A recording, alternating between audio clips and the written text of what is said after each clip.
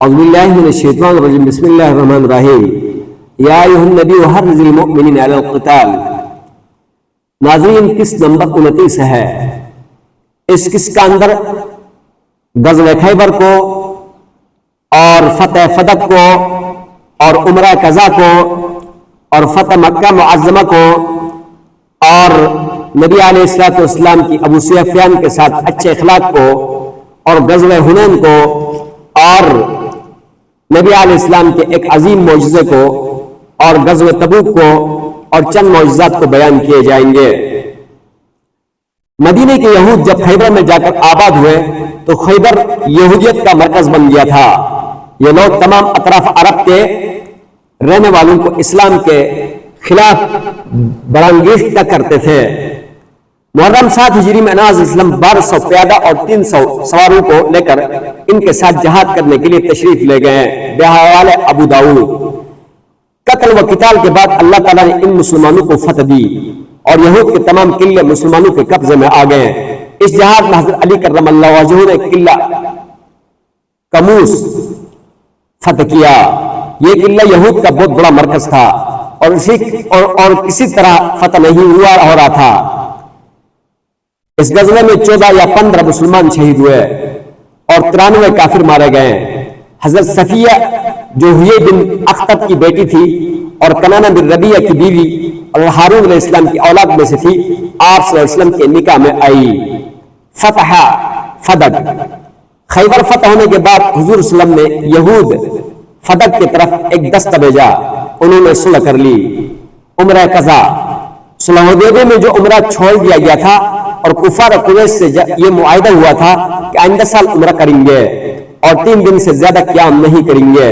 اس سال حسب وعدہ آپ صلی اللہ علیہ وسلم تمام رفقا کے پھر تشریف لے گئے اور شرائط معاہدہ کی پوری پابندی کے ساتھ عمرہ ادا فرما کر واپس تشریف لے آئے۔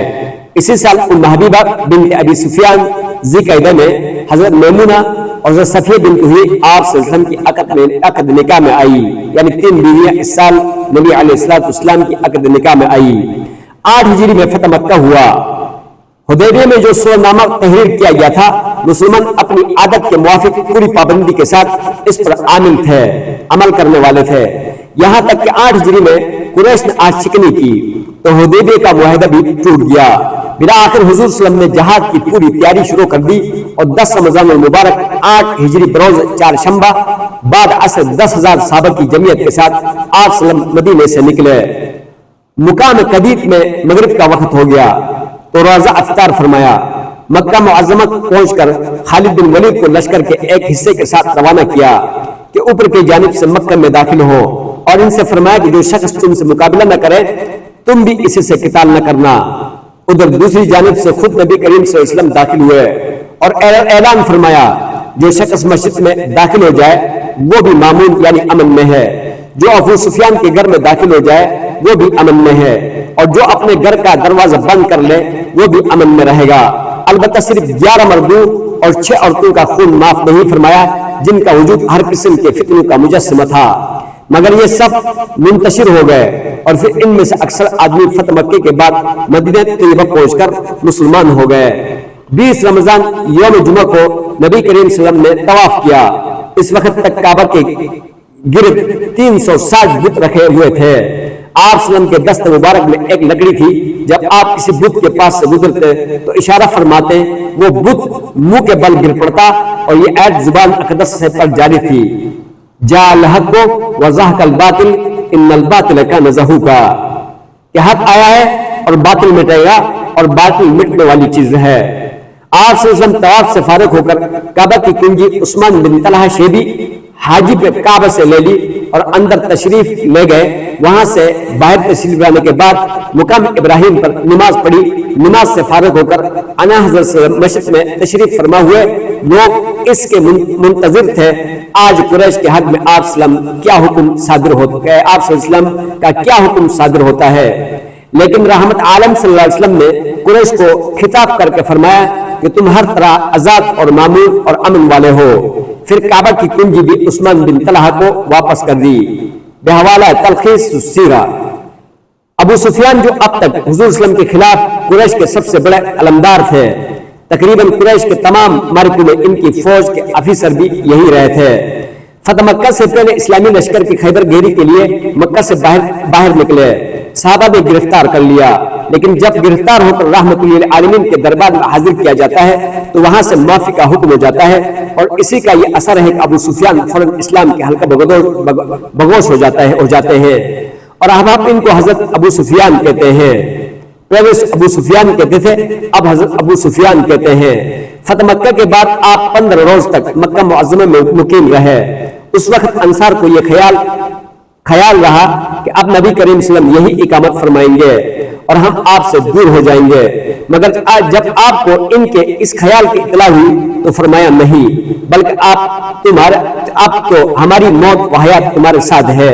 پھر حضرت عتاب بن اسید کو مکہ کا امیر مقرر فرما کر خود مدینہ طیبہ کی طرف روانہ ہوئے بحوالہ سیرت مغلطائی۔ غزوہ حنین،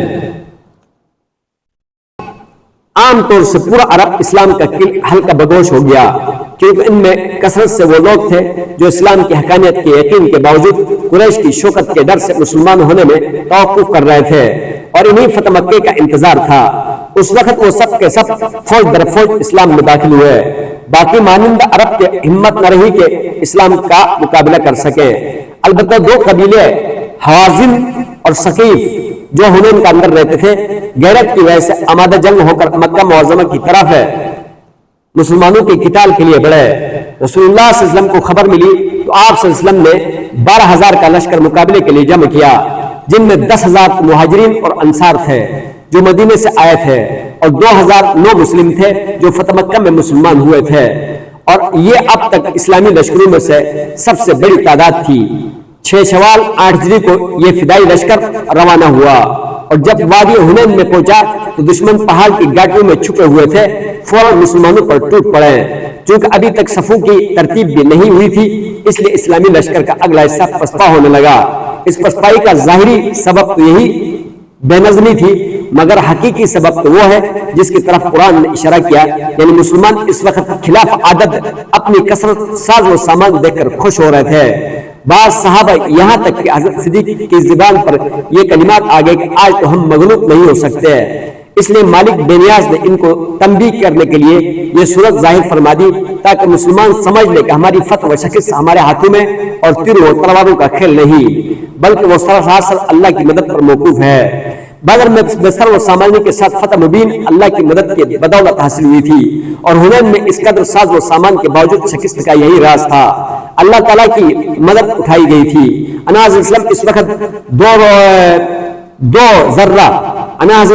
وقت دو ذرہ پہنے ہوئے ایک کھچر پر سوار تھے جس کو دلدل کہا جاتا تھا۔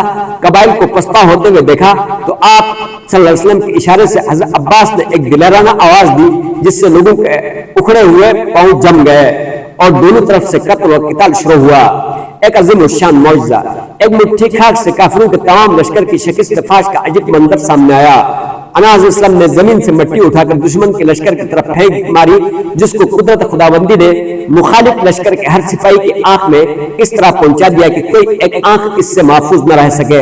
بحوالہ سیرت مغلطائی، آخر دشمن مرعوب مغلوب ہو کر بھاگے۔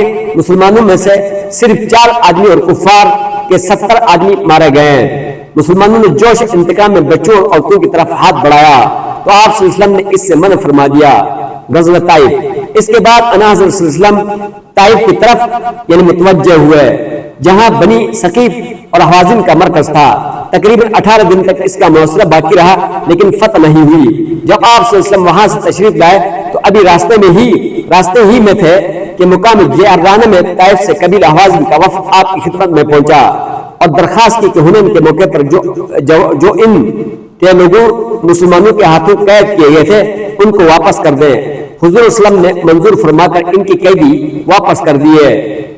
جب طائف سے آپ صلی اللہ علیہ وسلم واپس آ کر مدینے میں مقیم ہو گئے تو اہل طائف کا وفد حاضر خدمت ہو کر مشرف با اسلام ہوا۔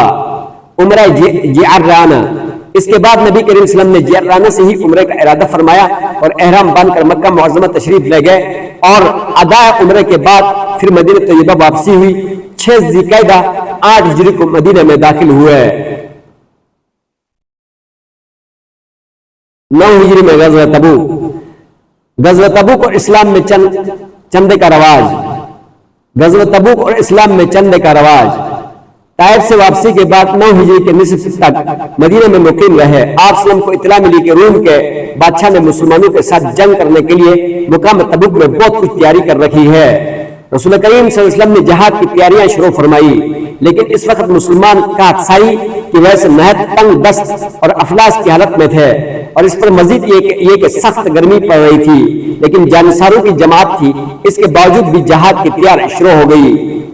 چندہ جمع کرنا شروع ہوا تو حضرت صدیق اکبر نے گھر کا سارا اثاثہ لے کر پیش کر دیا، اور حضرت عثمان غنی نے ایک عظیم الشان امدادی سامان جنگ وغیرہ کی صورت میں پیش کر دی، جو 900 اونٹ اور گھوڑوں پر مشتمل تھی۔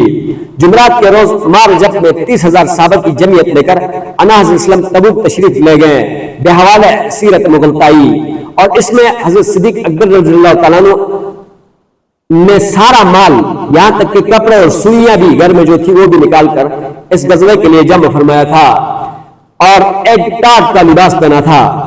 اس کی یہ ادا اللہ سبحانہ و تعالیٰ کو اتنی اچھی لگی کہ اللہ نے سارے فرشتوں کو اس دن ٹاٹ کا لباس پہنایا۔ نبی علیہ السلام کے پاس جب جبرائیل تشریف لائے تو اس نے بھی ٹاٹ کا لباس پہنا ہوا تھا۔ نبی علیہ السلام نے حیرت سے پوچھا کہ آپ نے یہ ٹاٹ کا لباس اور یہ کیا ماجرا ہے؟ فرمایا تیرے صدیق نے سب کچھ لوٹا کر آج ٹاٹ کا لباس پہنا ہے، اور اللہ کو یہ ادا اچھی لگی ہے کہ اس نے سارے فرشتوں کو ٹاٹ کا لباس پہنایا ہے۔